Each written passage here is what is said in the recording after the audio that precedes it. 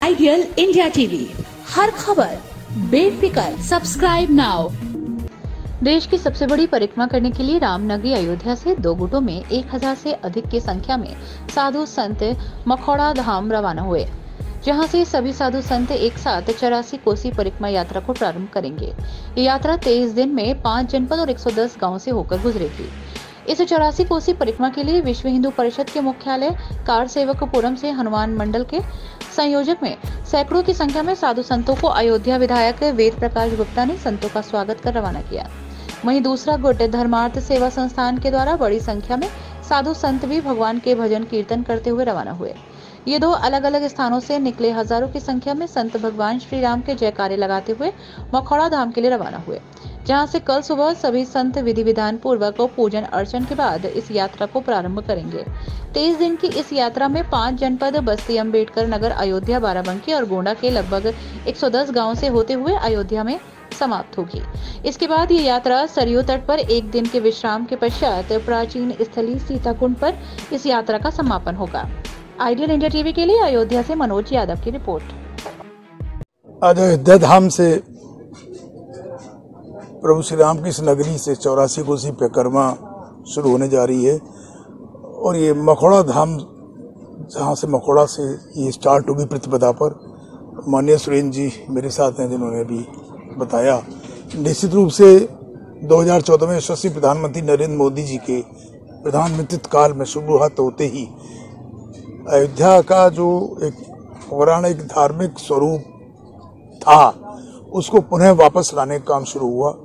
84 कोसी परिक्रमा, 14 कोसी परिक्रमा, 5 कोसी परिक्रमा, अयोध्या के घाटों का सौंदर्यीकरण, अयोध्या को तीर्थ नगरी, पौराणिक नगरी के साथ साथ पर्यटन के रूप में स्थापित करने का काम ये लगातार चल रहा है।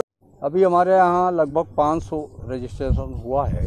इसके माध्यम से यहाँ से मखौड़ा पूर्णिमा को जाते हैं और वहाँ से बैसाख के पहले दिन यानी प्रतिपदा के दिन वहाँ से पदयात्रा के रूप में राम रेखा, हनुमान बाग, श्रृंगी ऋषि आश्रम, महादेवा घाट, गोसाईगंज, तारून, सीताकुंड और खेमासराय, आस्तिकन, जनमेजय कुंड से होते हुए रुदौली, मैरा मऊ हनुमान मंदिर, पटरंगा से आगे होते दुलारे बाग, बाराही देवी, बारा भगवान, राजापुर तुलसीदास की जन्मभूमि इत्यादि में होते हुए और आगे परिक्रमा फिर मखौड़ा में ही पूर्ण होती है। Subscribe now.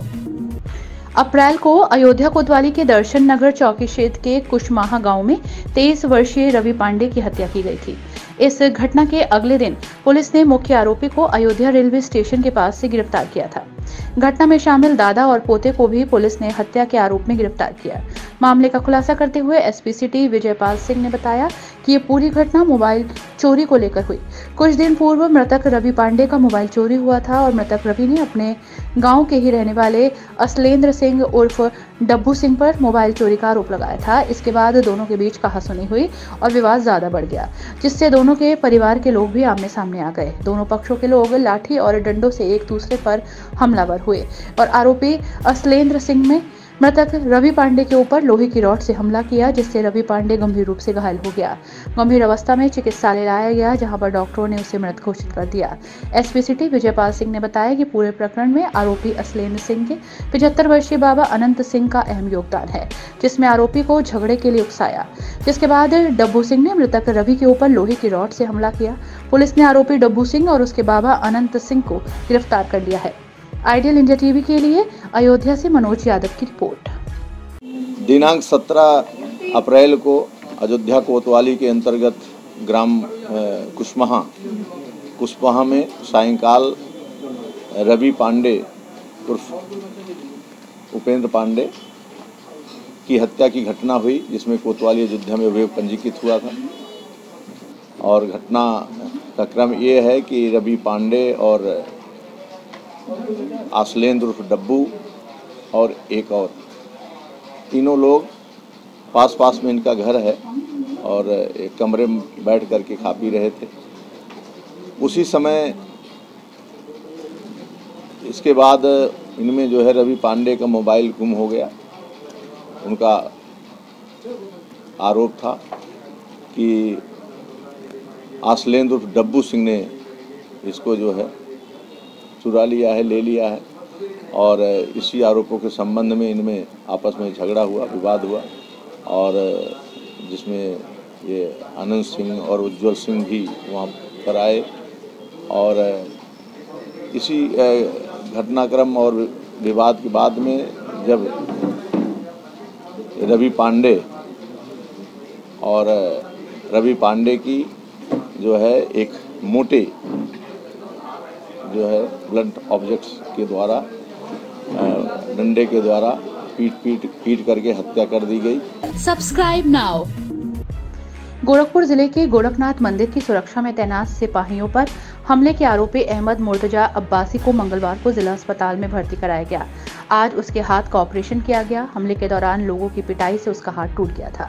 जेल प्रशासन ने कड़ी सुरक्षा में मुर्तजा को जिला अस्पताल के प्राइवेट वार्ड में रखा है।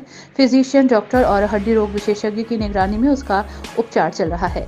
उसकी लगातार निगरानी की जा रही है। आज सुबह मुर्तजा की हृदय संबंधित जांच हुई। इसके बाद हाथ का ऑपरेशन किया गया, जो सफल रहा।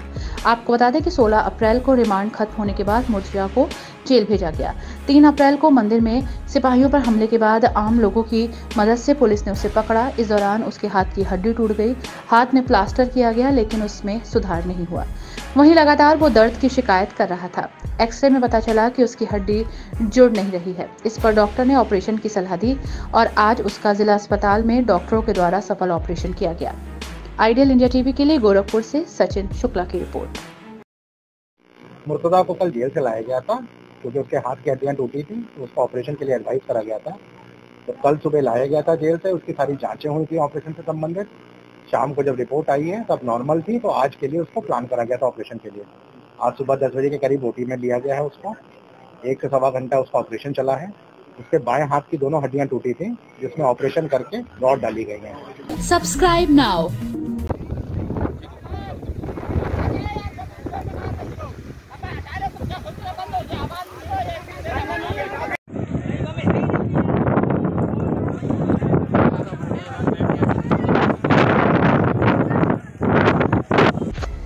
औरैया में गेहूं के खेत में भीषण आग लग गई और लगभग 300 बीघा फसल जलकर आग हो गई। दमकल की कई गाड़ियां मौके पर मौजूद रहीं। कड़ी मशक्कत से ग्रामीणों की मदद के बाद आग पर काबू पाया गया। आग बुझाने में एक टैंकर में आग लग गई। अज्ञात कारणों से लगी आग गेहूं की कटी फसल में लगी है, जिससे भारी नुकसान हुआ है। फफून थाना क्षेत्र में जुआ अधासी क्षेत्र की ये घटना है। आइडियल इंडिया टीवी के लिए औरैया से अभिषेक दुबे की रिपोर्ट।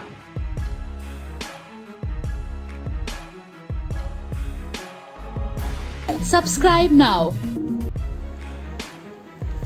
औरैया जिले की कोतवाली बिधुना के इटावा मार्ग पर बड़ा हादसा घटित हुआ, जिसमें तेज रफ्तार यात्री बस ने कार को टक्कर मार दी, जिससे कार सवार 4 लोग गंभीर रूप से घायल हो गए। घटना कोतवाली बिधुना के इटावा मार्ग की है, जहां कस्बा खुदकोट के समीप कार पर सवार होकर बिधुना से इटावा की ओर जा रहे थे, जबकि यात्री बस इटावा से बिधुना की ओर आ रही थी। यात्री बस के चालक का संतुलन बिगड़ गया और कार को टक्कर मार दी। घटना में कार सवार राजीव पुत्र नामालूम, अनुराग पुत्र सुमित, विजय शर्मा पुत्र देवीचरण निवासी गढ़ जेतपुरा बाह जनपद आगरा और कमलेश पुत्र रामदत्त निवासी नारायणी इकदिल जनपद इटावा गंभीर रूप से घायल हुए। घटना के बाद चालक यात्री बस को लेकर मौके से फरार हो गया। एम्बुलेंस के द्वारा घायलों को CSC में भर्ती कराया गया, जहां डॉक्टर अभिचल पांडे ने प्राथमिक उपचार के बाद घायल राजीव और कमलेश को PGI सैफई रेफर कर दिया। आइडियल इंडिया टीवी के लिए औरैया से मनोज शुक्ला की रिपोर्ट। हम लोग जा रहे थे, बस सामने से आई, उसने टक्कर मार दी। ब्रेक नहीं लगाया, बिल्कुल ब्रेक नहीं लगाई, सीधे आमने सामने टक्कर। तो आपके साथ और कौन कौन लोग कार में बैठे हुए थे? हमारे साथ हमारे विजय शर्मा जी थे जी, वो गाड़ी चला रहे थे जी। मैं बराबर वाली सीट पे बैठा था और पीछे 2 लोग और बैठे थे। आइडियल इंडिया टीवी, हर खबर बेफिक्र। Subscribe now.